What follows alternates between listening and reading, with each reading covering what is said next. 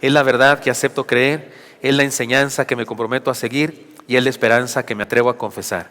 Nada me impide recibirla, nadie me evitará que la haga parte de mi vida y por ningún motivo dejaré de proclamarla.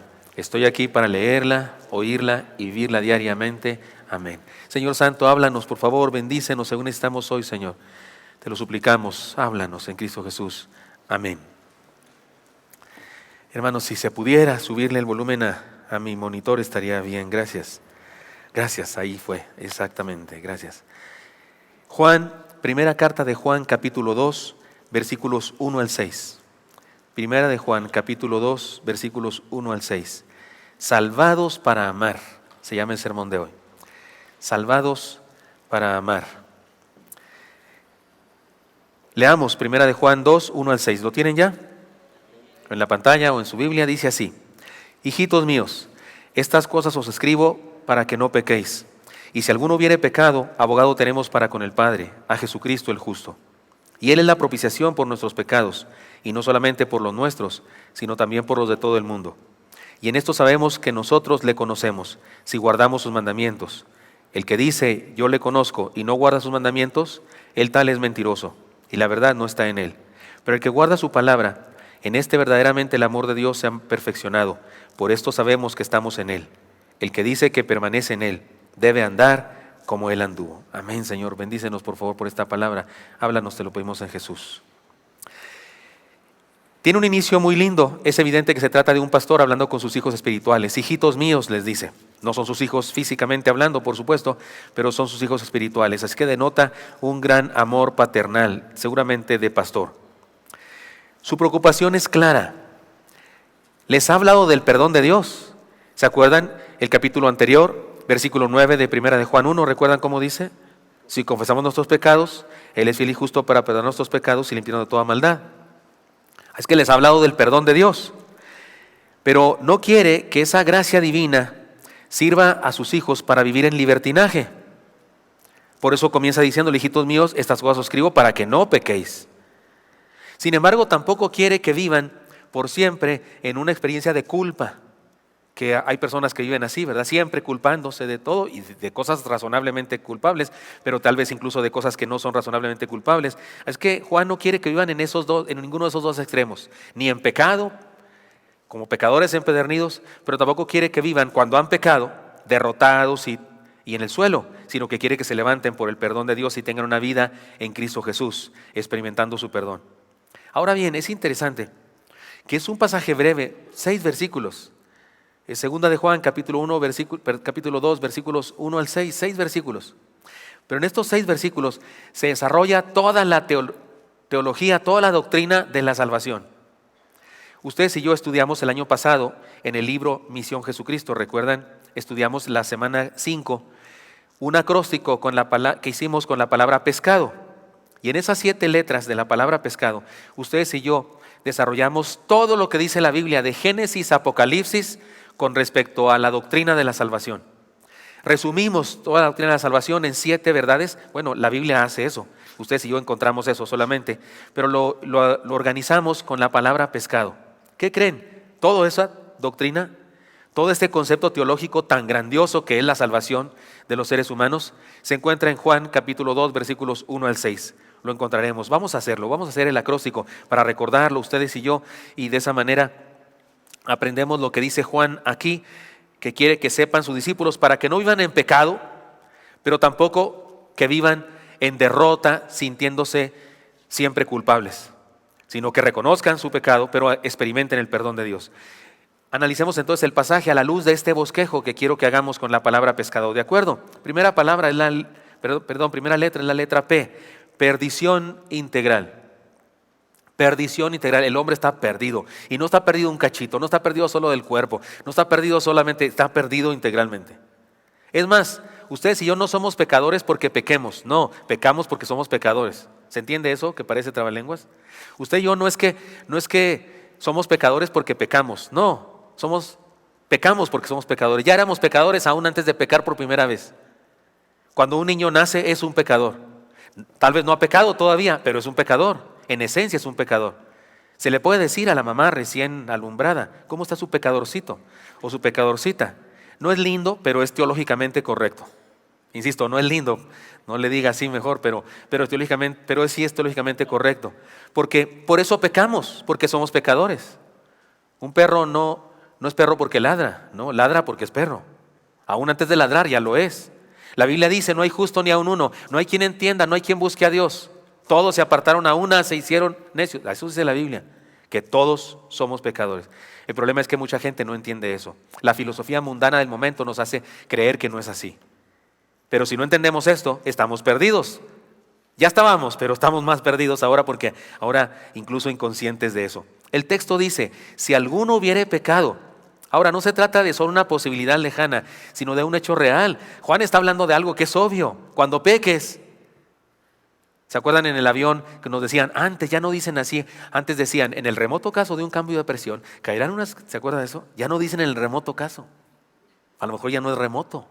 Yo no sé. Pero no está diciendo Juan eso. Por si acaso, si alguno de chiripa peca. No, está diciendo, oigan, si pecaron. Eso está diciendo, tiene algo de ironía tal vez. Perdición integral. Los seres humanos estamos perdidos sin Dios. Pero segunda cosa que de inmediato dice la doctrina de la salvación, esperanza universal. También es evidente que la esperanza de perdón es para todo ser humano y no solamente para algunos. El texto dice, léanlo conmigo por favor, porque hay gente que no sé, yo creo no ha leído este pasaje. Los que creen en la doble predestinación, los que se dicen calvinistas, ¿no han leído este pasaje o qué? Mire cómo dice, lo leen conmigo por favor.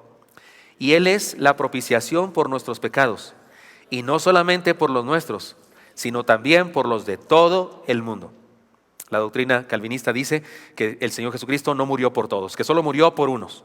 Solo murió por los escogidos, que Él no iba a malgastar su sangre muriendo por todos los que le iban a rechazar, que Él solo murió por algunos. Pues este pasaje dice que eso que dicen están equivocados. Aquí dice claramente, y Él es la propiciación por nuestros pecados, y aclara, y no solamente por los nuestros, sino también por los de todo el mundo.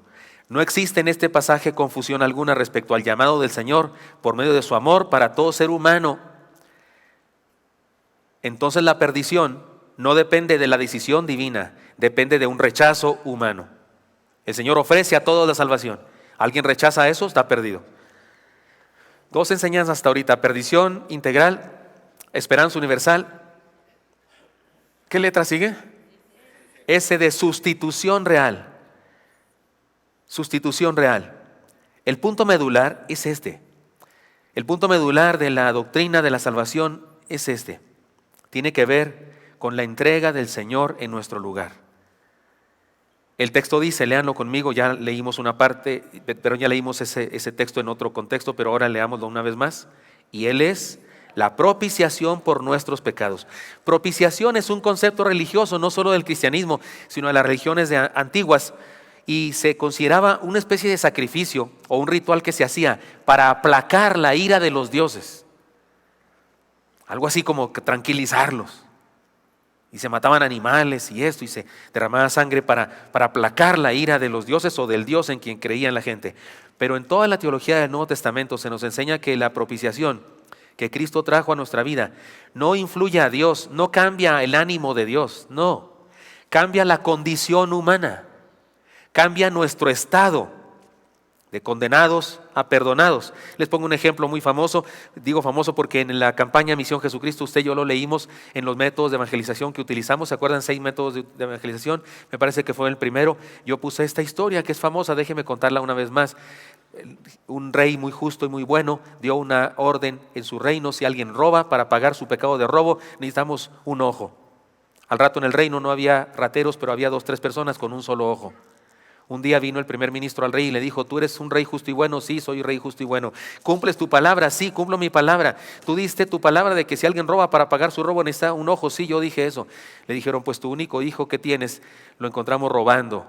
Y él dijo: tráiganlo, yo mismo haré justicia. Llevaron a su hijo atado de pies y manos. El rey sacó su propio puñal de oro. Todos pensaban que sacaría el ojo de su hijo para demostrar cuánta honorabilidad tiene, pero el rey lo que hizo fue sacar su propio ojo. Y luego lo puso en una charola y dijo: ¿qué hace falta para pagar un robo? Y todos dijeron: un ojo. Y dijo: si ahí está el ojo, ¿qué hace mi hijo amarrado todavía? Ese ojo, por así decirlo, ese sacrificio, fue la propiciación por un pecado. Un culpable se convirtió en inocente de inmediato por la intervención de otro que fue su propiciación. Eso significa la sustitución real de Jesús. Por eso dice el texto, la propiciación por nuestros pecados. Es decir, que Él nos redime y nos limpia de pecado para que Dios, al mirarnos, nos mire a través de la perfección de Cristo. Cuando Dios ve a Gilberto Gutiérrez, lo ve a través de la perfección de Jesucristo, y por eso experimento salvación y vida eterna y no condenación, porque Cristo es nuestra propiciación. Así que le llamamos a esto sustitución real. Él ocupó nuestro lugar. ¿Qué letra sigue? C, de compromiso total. Compromiso total. También es evidente que la salvación involucra un compromiso integral que se manifiesta en una expresión ética.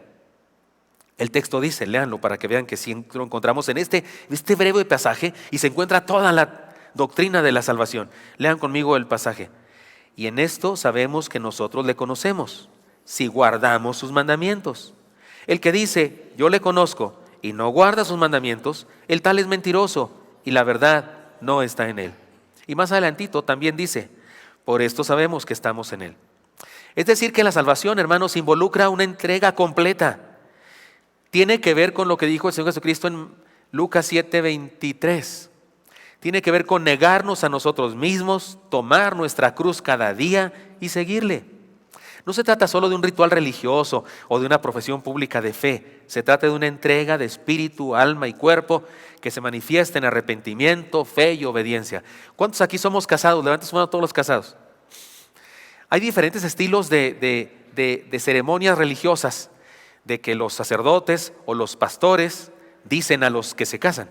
Hay diferentes modelos de qué palabras se dicen. Pero regularmente le dice, fulano de tal, Juan Pérez, aceptas a la señorita Espergencia de la no sé qué, como tu única y legítima esposa. Algunos hasta añaden, y renuncias a todas las demás mujeres. Es ahí cuando el chamaco dice, ¿qué? Y te comprometes a amarla, protegerla en la enfermedad, en la salud. ¿Se acuerdan de eso? ¿Qué tal que cuando le dice el pastor, sacerdote, ministro religioso al joven o a la señorita, fulano o fulana, aceptas? Y que el otro dijera, ¿qué? ¿Me lo vuelve a repetir? Ya estaríamos en problemas, ¿no? Y peor aún si dice, pues casi. ¿Cómo que casi? Pues a veces no habría trato. ¿Están de acuerdo conmigo? ¿Cómo se nos ocurre? No habría trato. Estamos en año bisiesto, ¿sabía usted eso? Este año es bisiesto. ¿Qué tal que le digo a mi esposa, mi vida, te dedicaré 365 días del año? Pero ella es muy lista y me dice, espérate, falta uno, porque este año es bisiesto. Y le digo, no, es que ese se lo voy a dedicar a otra mujer. ¿Qué tal? ¿Aceptaría a mi esposa? ¿La suya? ¿Usted aceptaría? Perdonen, ¿de dónde sacamos que Dios sí acepta esos tratos? ¿De dónde inventamos que a Dios sí podemos decirle, pues me voy a entregar un ratito, un cachito, los domingos a ciertas horas?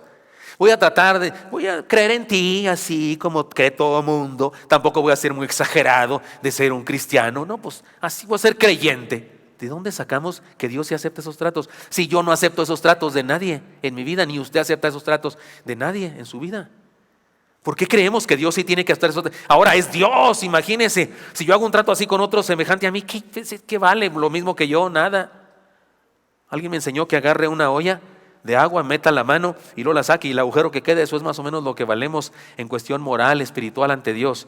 Valemos por su amor que nos tiene tan grande y nos hace valiosos porque nos creó para estar en comunión con Él. Eso es lo que nos da valor, no nosotros mismos ni nuestro egocentrismo, como pretendemos a veces los seres humanos en esta filosofía moderna humanista que inunda el mundo y que nos tiene patas para arriba, por cierto. Porque si estuviéramos bien, valdría la pena seguir creyendo igual. Pero es absurdo que estemos tan mal en la humanidad y sigamos creyendo las mismas herejías. Eso es lo grave del asunto. Entrega es importante, la entrega es importante, compromiso total. Incluye la salvación. Si me entregué a Cristo de veras, si me hizo salvo, entonces me entrego por completo. Esto me lleva a la siguiente verdad de la doctrina de la salvación: amor transformador. Evidentemente nosotros no podemos transformarnos a nosotros mismos. No puedo ser mejor yo solo. Es Dios quien hace el milagro en mi vida. También está en el texto, mire, insisto, es un textito 6 versículos y tiene toda la doctrina de la salvación. Lean conmigo lo que dice el pasaje. Pero el que guarda su palabra, en este verdaderamente el amor de Dios se ha perfeccionado. ¿Captaron? ¿Captamos eso? El que guarda su palabra no es porque sea muy bueno, es porque el amor de Dios se ha perfeccionado en él, es porque Dios lo transformó. Ciertamente no podemos cambiar ni ser buenos por nuestro empeño, determinación o fuerza de voluntad. La única manera de ser diferentes es dejando que el poder de Dios, mostrado en su amor, nos haga mejores cada día. Hace unos años iba yo a bautizar a un grupo de personas. Entre ellos estaba el papá de una joven de nuestra iglesia, y la joven de nuestra iglesia vino al final del culto y me dijo: pastor, a mi padre, yo no creo que mi padre deba bautizarse. Dijo: oiga, ¿por qué piensa usted eso? No, no es cristiano, es el mismo de siempre. Viene a la iglesia y todo, pero no, él siempre ha sido muy malo. Evidentemente tenía muchos problemas con su papá, seguramente era un hombre grosero, nefasto, malo, que las hacía llorar a ella y a sus hermanos y a su madre y cosas así, yo qué sé. Era un terrible. Y ella decía: él no debe bautizarse. Me puse muy triste, le dije: pues ore por él, si puede hable con él, dígale, y yo voy a hablar con él antes del bautismo para asegurarme que de veras entiende qué va a hacer y que de veras entregue su vida a Jesucristo, inclusive antes de bautizarse, si no lo ha hecho todavía. Ella estaba muy triste, se fue. El siguiente domingo, cuando iban a hacer los bautismos, vino corriendo porque no quería que comenzara el culto sin que me dijera. Llega corriendo donde yo estoy y me dice: pastor, que sí debe bautizar a mi papá. ¿Sí lo bautizó? Sí. Yo dije: órale, esta tiene algo así como un espiritualómetro, un cristianómetro. Ya se lo conectó, le dijo: a ver, papá, póntelo ahí debajo. Salió: sí, sí es cristiano. ¿Cómo lo hizo? Y entonces le dije: sí, ¿por qué? Ahora sí quiere que lo bautice. Sí es cristiano. Yo, chismoso, quería saber cómo le hizo para saber, ¿verdad? Le dije: oiga, ¿y cómo sabe que sí es cristiano? Dijo: es que cuando nos fuimos el domingo pasado de aquí de la iglesia, después de todo lo que hablé yo de él, cuando íbamos en el carro, se nos atravesó un pecero. Casi chocamos. Un grosero, el pecero. Yo dije: no, ahorita mi papá se baja, o si no se baja, por lo menos le grita cosas, fechas memorables del 10 de mayo, cosas así, y le dice groserías. Y todo lo que hizo mi padre fue agarrarse del volante y decir: gracias, Señor bendito, gracias por cuidarnos. Y dice ella: sí es cristiano. Si es cristiano. ¿Sabe una cosa? Perdón, ¿está bien la hermana, el hermano? La hermana. ¿Está bien, hermana? Gracias a Dios. Muy bien, la atienden ahí los hermanos, seguimos. ¿Sabe una cosa? ¿Por qué la hermana aseguraba que su padre ahora aseguraba que su padre sí era cristiano? Porque las cosas intempestivas de la vida son las que más manifiestan nuestra verdadera naturaleza. ¿Ha notado usted eso? Ahora venimos al culto y que en una situación controlada, pues nos ponemos muy cristianos, ¿no? Podemos entrar al culto, saludar a otro hermano con palabras domingueras. Que la paz de Dios sea contigo, hermano. Que el piélago insondeable de la gracia del Señor te bendiga. Palabras domingueras o algunas más tranquilas: ¿cómo estás, hermanos? Dios te bendiga. Y podemos vestirnos, ¿no?, de cristiandad. Pero en una situación intempestiva, usted dice así, momentánea, como un pecero. Con todo respeto a los hermanos que son peceros aquí, estoy hablando de los otros. Usted se porta bien, pero estoy hablando de los que no vinieron. Pero un pecero que se te atraviesa y eso, sí te pone de pelo, ¿no? Y no es una situación controlada. No estás disfrazado de cristiano en el culto. Y ahí sale de veras lo que sale. Y esta hermana entendió: este sí es cristiano, porque eso no lo pudo haber hecho él, eso lo hizo Dios.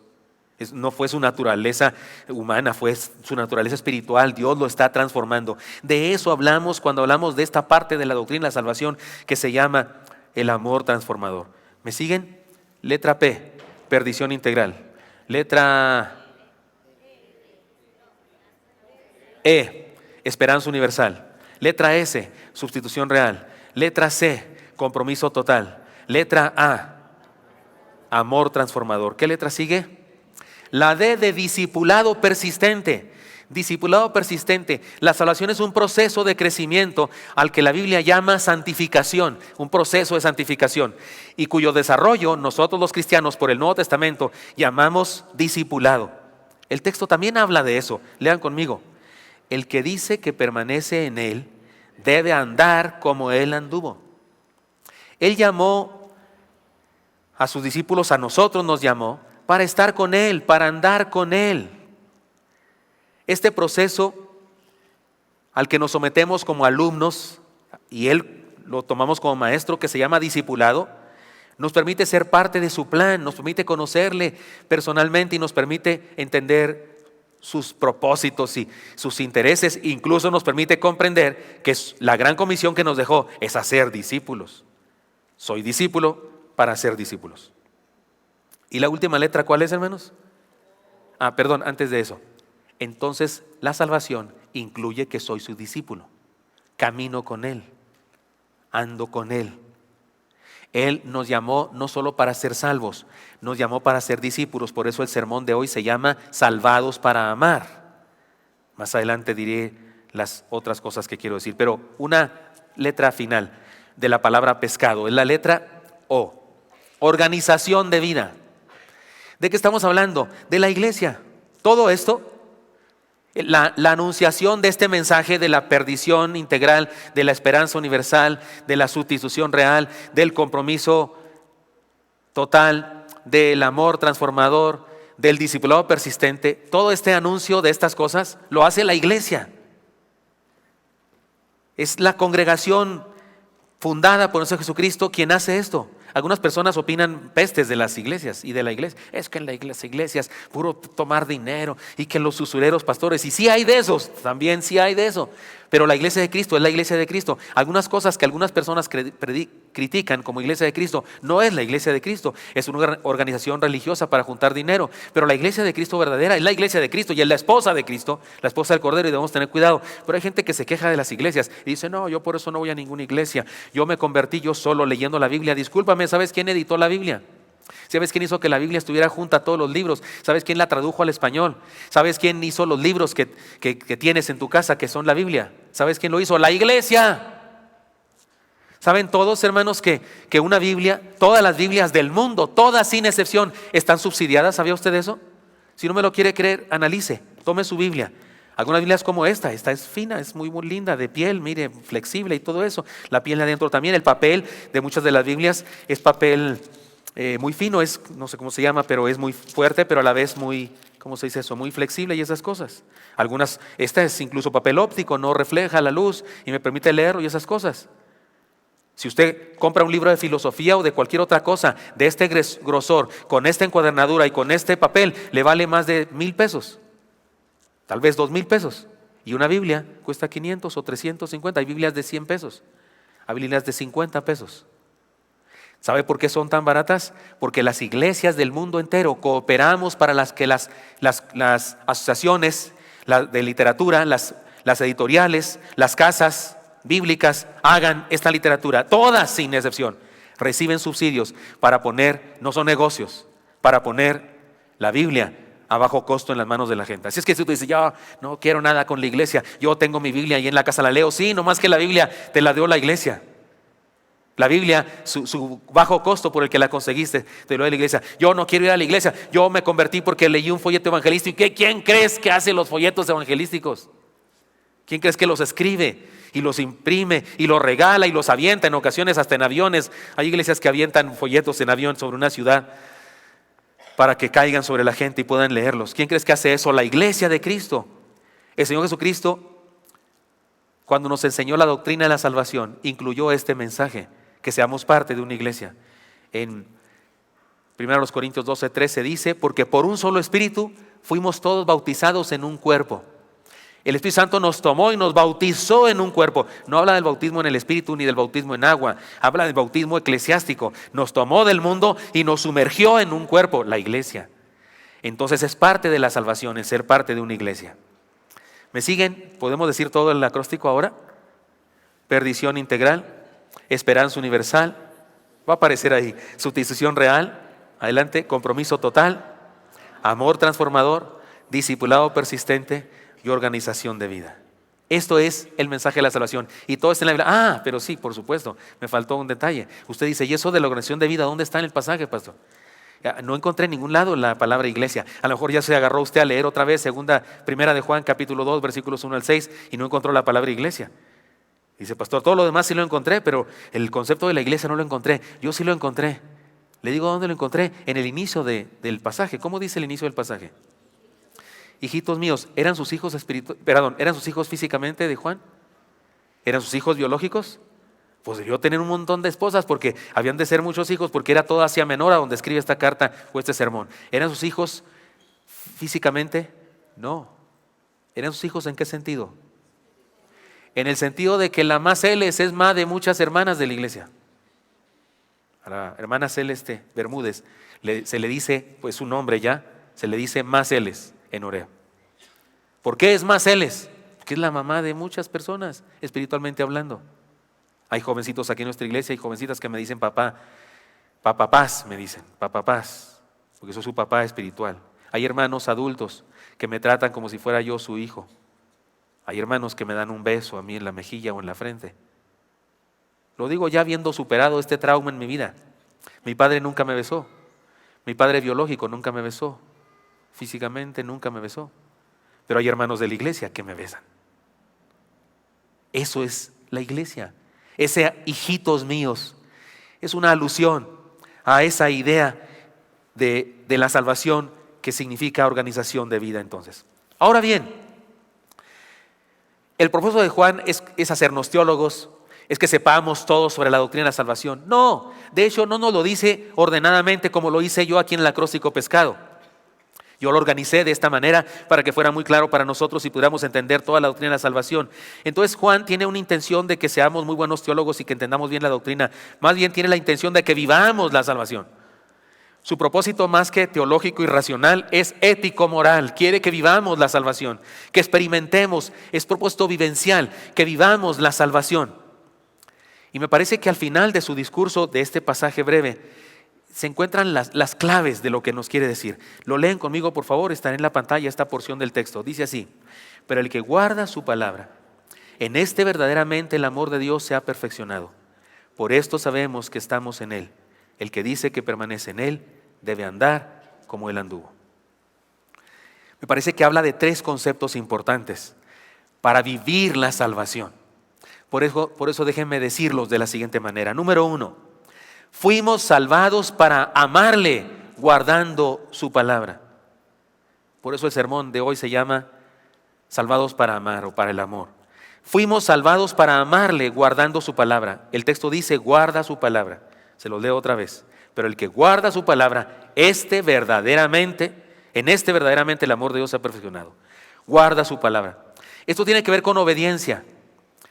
No podemos separar el evangelio de las demandas ético-morales que el Señor nos presenta. La salvación no es por obras, la salvación es por gracia. La salvación es para pecadores, no para perfectos. El Señor dijo, no vine a sanar a los sanos, vine a sanar a los enfermos. Pero cuando experimentamos la salvación, somos transformados. Y no podemos escondernos en un concepto barato de la gracia, o en un concepto de la gracia barata, o la gracia barata que tienen algunos. La gracia nos recibe tal como somos. Así venimos del charco, del hoyo, venimos de donde usted quiera. Pero la gracia también nos transforma y nos hace mejores. La parábola del padre amoroso o llamada del hijo pródigo lo ilustra perfectamente. En nuestro contexto histórico diríamos que el hijo pródigo se gastó su dinero en prostíbulos, en antros, en drogadicción. Se gastó su dinero. Cuando ya no tenía ni un peso, pidió trabajo de cuidador de puercos porque no sabía hacer ninguna cosa. Y ahí, volviendo en sí, regresa a casa de su padre. ¿Y qué hizo el padre? Lo puso en prueba 6 meses. Lo puso en observación. Le reclamó, ¿dónde dejaste el dinero que te di? Ya te gastaste toda la herencia, muchacho desobligado, balagardo, se diría en Chihuahua. No saben acá ni qué significa esa palabra, pero en Chihuahua es muy fea, balagardo. No de grosería, pero un balagardo en serio es un balagardo. No hizo nada de eso. ¿Qué hizo? Hizo una fiesta para anunciar su resurrección. Mi hijo muerto era ya resucitado, pero le pusieron vestido nuevo. Eso significa que lo bañaron, lo peinaron, lo rasuraron, le pusieron anillo nuevo de hijo, lo transformaron. El amor nos hace actuar y obedecer los mandamientos de Dios, porque eso significa que Dios nos transforma. Una señal del cristianismo es la obediencia a los mandamientos de Dios. La salvación es un acto divino que se muestra en nuestra humanidad con transformación. Nuestro cristianismo se muestra con hechos y no solo con palabras, declaraciones o actuaciones en el culto. Decir que creemos en Cristo y vivir lejos de la voluntad de Dios es vivir una mentira. El cristianismo es evidentemente e inevitablemente una experiencia ético-moral. Quien se convierte cambia, es mejor, se santifica y todo eso se le nota en su forma de ser. Pero no me malentienda, no estoy diciendo que se hace perfecto de la noche a la mañana, no. Pero definitivamente sí, se inicia un proceso de transformación y cada vez es mejor persona. Eso significa la santificación. Santo significa apartado, escogido. El cristiano es apartado cada vez más de las cosas del mundo, de las cosas malas del mundo. La salvación y nuestro amor por el Señor se nota en una vida transformada. Y esa vida transformada es el cristianismo. Fuimos salvados para amarle guardando su palabra. En segundo lugar, Juan explica toda la doctrina de la salvación en este breve pasaje para decirnos una segunda cosa. Fuimos salvados para amar a otros. Lean conmigo la parte de donde surge esta enseñanza, el texto de donde surge esta enseñanza. Lean conmigo, está en la pantalla. Verdaderamente el amor de Dios se ha perfeccionado. Si andamos en su palabra es porque el amor de Dios se ha perfeccionado. Fuimos salvados para amar a otros. Una de las evidencias más grandes de la transformación es la capacidad de amar. Hay gente que tiene una gran capacidad de odiar. Hay gente que odia con mucha facilidad.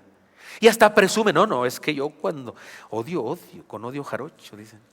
No es que a mí el que me la hace me la paga. No es que yo no olvido. ¿No es cierto que hay gente que presume de eso? Lo presume, se siente orgullosa de su gran capacidad de odiar. No, hombre, ganarían las Olimpiadas de odio. Pero el cristiano es transformado y se desarrolla en él una capacidad de amar. Su amor se perfecciona en nuestra vida. Mire, la meta del cristiano es ser como Cristo. Lo dice toda la Biblia. Para que ya no seamos niños fluctuantes llevados por todo viento de doctrina, por estratagema de hombres que para engañar emplean conocidas. Sigue diciendo y dice hasta que lleguemos a la estatura del varón perfecto, que es Cristo. La meta del cristiano es ser como Cristo. Eso significa cristiano. Un Cristo pequeño, un Cristo en proceso, en crecimiento. Nuestro proceso de transformación tiene su meta en Cristo. Así que andar con Cristo nos hace más parecidos a Él cada día. Y ser más parecidos a Él es ser personas que aman, porque Él es el amor en persona. Así que el odio, la envidia, el celo, las discordias y todo aquello que se opone al amor debe estar fuera de la vivencia del cristiano. No es parte de la vivencia del cristiano. Así que perfeccionémonos en su amor y compartamos el evangelio con hechos, con amor. Dos cosas entonces hasta ahorita. Después del primer sermón, porque este es como de dos sermones. La primera parte fue la doctrina de salvación ilustrada a través del acróstico pescado para usted y yo entender estas tres enseñanzas, estos tres desafíos. Número uno, fuimos salvados para amarle guardando su palabra. Fuimos salvados para amar a otros. Y finalmente, fuimos salvados para parecernos a Él, porque todo esto no puede suceder si no nos parecemos a Él. Dice el texto de donde surge esta enseñanza: el que dice que permanece en Él debe andar como Él anduvo. Es decir, que todo lo anterior, hermanos, todo lo anterior, aquello de fuimos salvados para amarle obedeciendo su palabra, y aquello de fuimos salvados para amar a otros, no se puede lograr si no andamos con Él. Es posible si andamos con Él, si no, no. He aquí una demanda al discipulado cristiano, a andar con Él, porque eso es el discipulado, andar con Jesús. No importa nuestro nivel de conocimiento, no importa nuestra capacidad teológica, abolengo religioso, tradicionalismo o herencia familiar. Si no andamos con Cristo, no somos discípulos, punto. Cristianismo es andar con Cristo, no ir a un seminario, aunque no es malo ir a un seminario. Cristianismo es andar con Cristo, no leer libros de teología, aunque es bueno leer libros de teología. Pero cristianismo es andar con Cristo. Se puede hacer todo lo que quieras religiosamente hablando sin andar con Cristo. Pero andar con Cristo es lo que te hace amarle hasta obedecer sus mandamientos. Amarnos hasta parecernos a Jesús. Cristianismo es creer en Cristo, entregarnos a Cristo, caminar con Cristo, obedecer a Cristo y proclamar a Cristo. En uno de sus momentos de mayor fama, cuando el Señor Jesucristo movía a multitudes, miles le seguían. Muchos le seguían por moda o interés en sus milagros. Él un día hasta les dijo: ustedes me siguen porque les doy de comer. Eso puede doler, ¿verdad? Le está diciendo, nomás vienen a tragar, no, le está diciendo. Le digo: ustedes nomás me siguen porque les doy de comer. Porque era verdad. En uno de sus momentos de más fama, donde multitudes le seguían, la Biblia dice que el Señor se apartó de la gente, huyó de ellos. Se fue a orar y después de pasar toda la noche en vela, hablando con el Padre, en la madrugada, en la mañana hizo lo siguiente. Lean conmigo, por favor, Marcos 3, 14, 15. Y estableció a 12 para que estuviesen con él y para enviarlos a predicar, y que tuviesen autoridad para sanar enfermedades y para echar fuera demonios. Casi siempre que leo este pasaje y luego pregunto, ¿para qué llamó Jesús a sus discípulos? Todo el mundo responde: para enviarlos a predicar, para darles autoridad sobre las enfermedades, para darles autoridad para echar fuera demonios. Nos encanta eso, al ser humano que somos tan fantoches, nos encanta eso de tener autoridad. Algunas iglesias te hablan de eso, ¿no? De tener autoridad, que nuestra palabra tiene autoridad, que Dios nos ha empoderado. Hablan de esas palabras políticas, que tenemos poder, que tenemos autoridad para demandar. Cómo nos encanta al ser humano de este siglo ese asunto de sentirnos poderosos. Pero si leemos bien el texto, la Biblia dice que el Señor Jesucristo llamó a 12 para que estuvieran con Él. Luego dice, para enviarlos a predicar y para darles autoridad. Pero lo que quiere decir que si no vienen con Él, están con Él, no tiene nada de eso. Instituyó a 12 para que estuviesen con Él. Ese es el discipulado, estar con Él. Digamos que se cansó de tener fans y quiso tener discípulos. Lo seguían por la multitud, lo seguían porque estaba de moda seguirlo, lo seguían porque ahí va toda la gente. ¿A dónde va Vicente? ¿Para dónde va la gente? ¿Y para dónde va la gente? ¿Para dónde va Vicente? Que no sé qué más se dice, pero así me la sé. Debemos de ser discípulos y no fans. Porque hay gente que dice: no, Jesús, el maestro Jesús, qué bárbaro, ¿no? Sí, un gran maestro. No es cierto, no era un gran maestro. Era el Hijo de Dios hecho hombre para salvarte y para salvarme. Si tú no crees que era el Hijo del Hombre, entonces ¿de dónde sacas que era un gran maestro? Si no crees que es el Hijo de Dios, si no crees que es el Hijo de Dios, si no le obedeces como al Hijo de Dios que es, si no le haces el Rey de tu corazón, ¿de dónde sacas que es un buen maestro? Un buen maestro no se le ocurre decir que es el Hijo de Dios, a menos que lo sea. Y si no lo es, entonces es un loco, es un farsante. Y si sí es, entonces ¿por qué no lo sigues? Y le entregas todo tu ser. No hay términos medios con Él. O es quien dijo ser y le sigo, o le rechazo, y eso es grave. Debemos de ser discípulos y no fans. Hermanos, lo que sigue a continuación: oré mucho, pidiéndole a Dios permiso para no decirlo, pero no me dio. Permítame una reflexión pertinente a nuestro momento histórico, con mucho respeto a todas las religiones y especialmente a cualquiera aquí que es católico sincero. Perdóneme, si quiere ni escuche esto. Si usted es un visitante, no se ofenda, por favor. Me quiero dirigir solamente a los que decimos que somos cristianos y que estamos aquí presentes. Si usted es de la religión católica, quédese con todo lo que he dicho hasta ahorita. Siga a Cristo, entréguele su corazón, pregúntele a Cristo todo lo que quiera, ponga a prueba a la luz de la palabra del Señor todo lo que he dicho. Vaya a la Biblia para ver si lo que he dicho está en la Biblia, y si es así, créalo con todo su corazón. Y lo que sigue, no lo tome tan a pecho.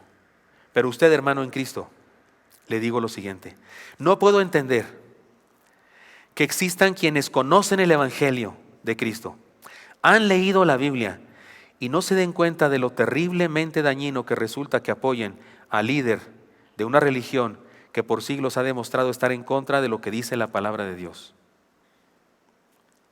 ¿Cómo creer o confiar en alguien que se pasa más de una hora frente a un ídolo inerte, orando o pidiéndole cosas?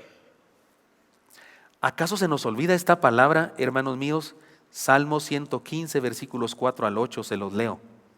Los ídolos de ellos son plata y oro, obras de manos. Tienen boca, mas no hablan. Tienen ojos, mas no ven. Orejas tienen, mas no oyen. Tienen narices, mas no huelen. Manos tienen, mas no palpan. Tienen pies, mas no andan. No hablan con sus gargantas. Y semejantes a ellos son los que los hacen, y cualquiera que confía en ellos. Esto es palabra de Dios, no filosofía humana. Y dice que así de vanos son los que confían en lo que es vano. Y es vano lo que tiene ojos y no ve, tiene orejas y no oye, tiene narices y no huele, tiene manos y no palpan, tienen pies y no andan, no hablan con sus gargantas.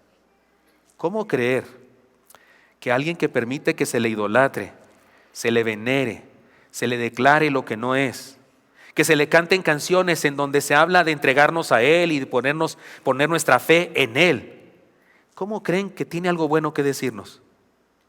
Pedro, el apóstol Pedro, llamado por algunos el primer papa, se portó de muy diferente manera en una situación igual.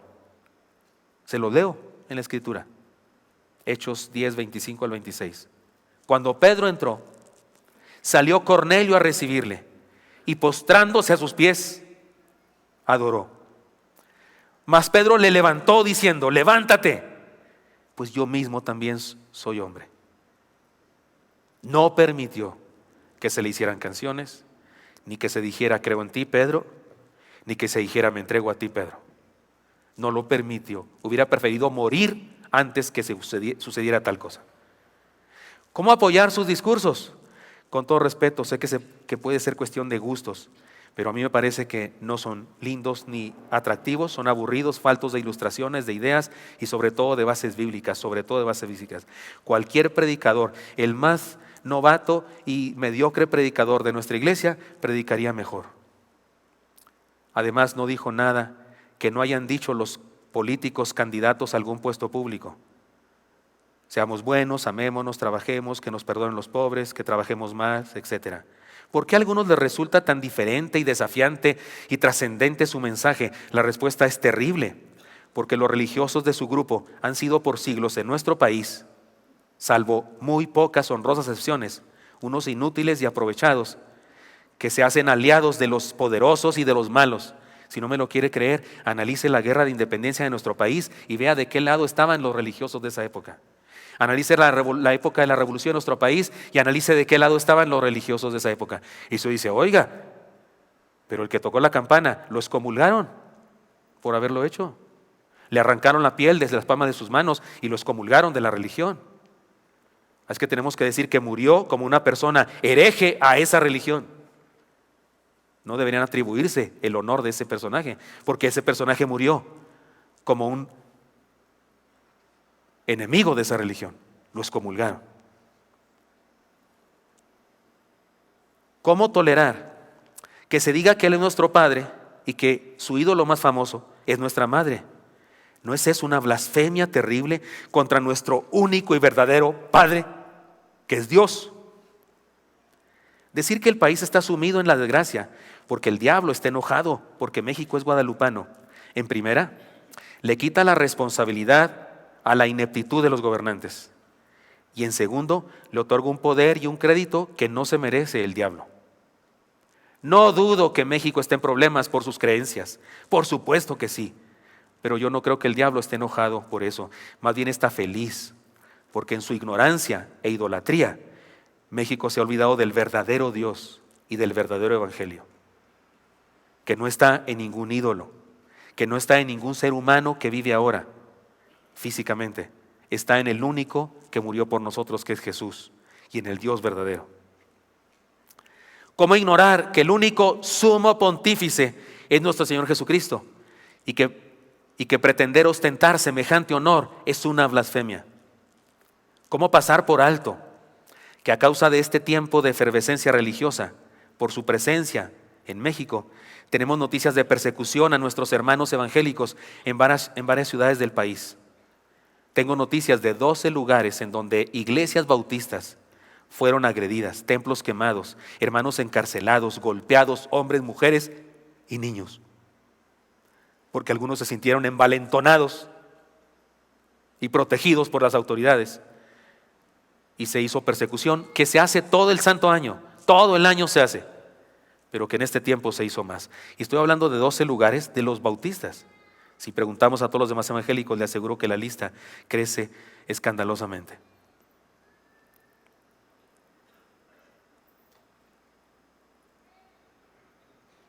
Podría decir muchas más cosas. Perdónenme, no es mi costumbre decir estas cosas. Le pedí permiso a Dios para no decirlas. Las pensé, las escribí y hasta las puse en rojo en mi sermón. Y le dije a Dios, Señor, dime si las debo decir o no las debo decir. Y más bien le pedí permiso para no decirlas, pero no me dio permiso. Puedo decir más cosas, pero permítanme dejar esto en el nivel de indignación y de profunda pena. ¿Cómo puede alguien que conoce la Biblia y el Evangelio apoyar o defender algo tan clara y seriamente opuesto a la verdad de Dios? Me indigna que pastores, predicadores, amigos míos, famosos conferencistas evangélicos y miembros de las iglesias no perciban el peligro y apoyen algo por moda. Cuando trato de responder a la pregunta, ¿por qué lo hace alguien que conoce la Biblia?, encuentro estas posibles respuestas. La moda, como ya dije, se trata de la incapacidad de reconocer los errores doctrinales y los peligros que se ciernen contra la humanidad a causa de una miopía causada por la pasión de estar con el mundo y la cobardía y el temor de ser impopular. Sé que lo que estoy diciendo es impopular. Y ponerme del otro lado es estar a la moda de todos. Es que es un nuevo mundo, es que es un nuevo orden, es la tolerancia, todos iguales. Sale en el video ese, ¿no? Creo en el amor. ¿Recuerdan el video que les pasé? Algunos de ustedes no vinieron. Segunda posibilidad, la pasión por la significancia. Algunos tienen tanta hambre por ser alguien que están dispuestos a jugar el papel de herejes o de diferentes o de rebeldes con tal de ser oídos. Hay quienes se sienten tan poca cosa que tienen una especie de pasión por la significancia y les encanta ser los herejes de alguna cosa. La ignorancia, un terrible desconocimiento de la palabra de Dios y una esclavitud a la filosofía y a la cultura mundana. O tal vez la razón de esto es un poder maligno.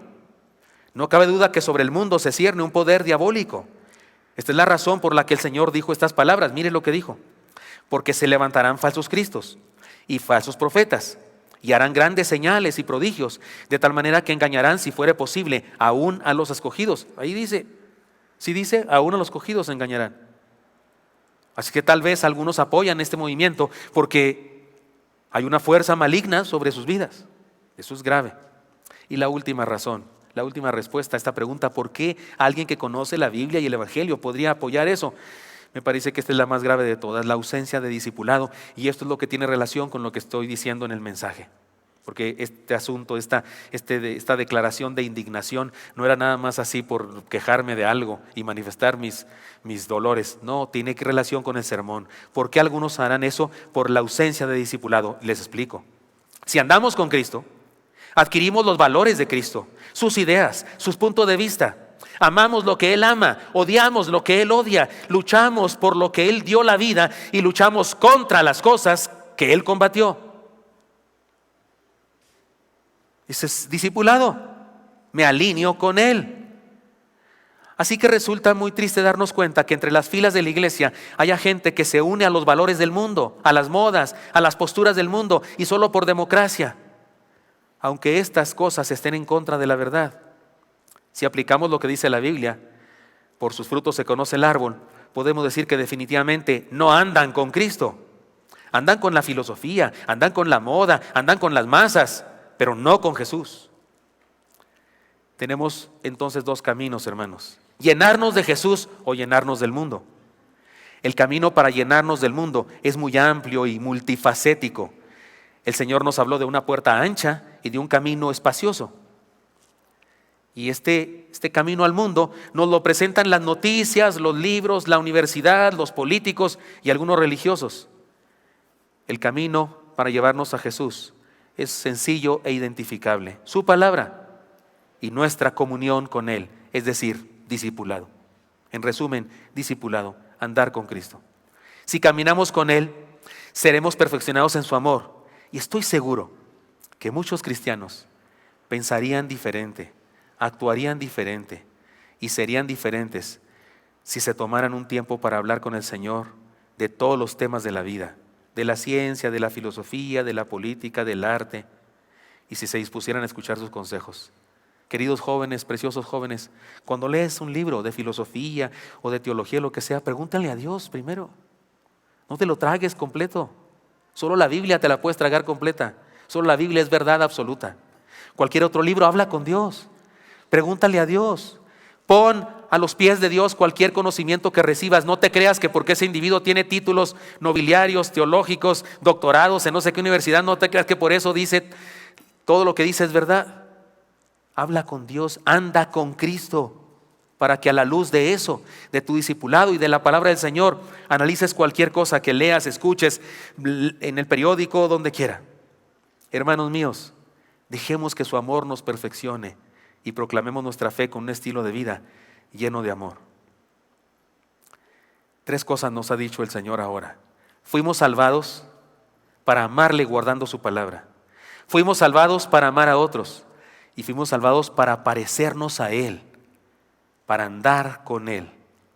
Perdónenme ese paréntesis muy grandote que hice de esta reflexión de indignación, pero me puso Dios en mi corazón que era muy importante para ustedes y para mí. Andar con Cristo nos ayuda a adquirir sus valores, principios y emociones. Si andamos con Cristo, odiamos lo que Él odia, amamos lo que Él ama, luchamos por lo que Él dio su vida y luchamos contra aquellas cosas contra las que Él combatió.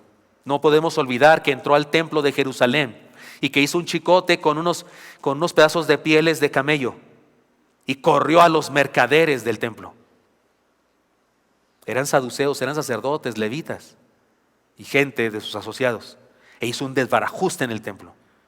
No dudo que si el día de hoy viniera, haría lo mismo en muchos templos, haría lo mismo en muchas reuniones masivas de diferentes personas de diferentes religiones que se dicen cristianas o denominaciones. No podemos olvidar eso. Andar con Cristo es amar lo que Él ama y odiar lo que Él odia. Y si andamos con Cristo, entonces seguramente tenemos capacidad para distinguir el bien del mal. Espero que esto sea útil para nosotros, hermanos preciosos. Les propongo, dejemos que nos salve para el amor, como dice su palabra. Señor Santo, te doy gracias porque me das permiso de hablar con mis hermanos y compartir esta palabra, Señor. Te pido que nos ayudes a caminar contigo, Señor, a ser tus discípulos. De veras ser tus discípulos, no solo creyentes, no solo simpatizantes, no fans, discípulos, para estar contigo,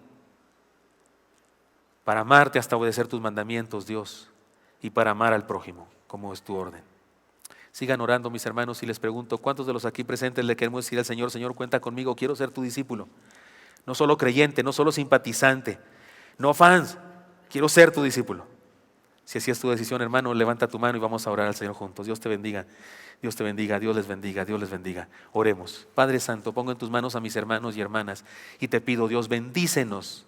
Queremos ser tus discípulos, llamados para andar contigo. En Cristo Jesús lo pedimos. Amén.